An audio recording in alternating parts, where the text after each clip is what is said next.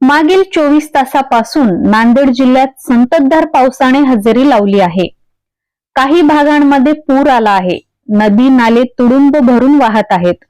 पुढील काही तास धोक्याचे असताना नांदेड जिल्ह्याला अतिवृष्टीचा इशारा देत रेड अलर्टही लागू करण्यात आला आहे। परंतु अजूनही प्रशासनाने शाळा महाविद्यालयांना सुट्टी जाहीर केलेली नाही। पालकांचे व नागरिकांचे ह्याकडे लक्ष लागून आहे। आम्ही आमच्या पाल्यांना घराबाहेर कसे पाठवायचे? रेड अलर्ट लागू असताना देखील शाळा महाविद्यालयांना सुट्टी जाहीर झालेली नाही। शाळेत जाणाऱ्या बसेस व्हॅन पाण्यामध्ये अडकून असल्याचे आपल्याला ह्या व्हिडिओमध्ये दिसत आहे।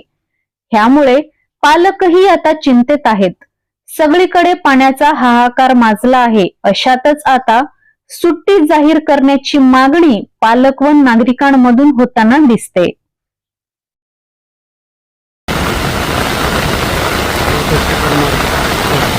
पूर्ण पाण्यामध्ये गेलेलं आहे। लोक सुपर मार्केट काहीही राहिले नाही। आता सर्व काही पाण्यात गेलं आहे।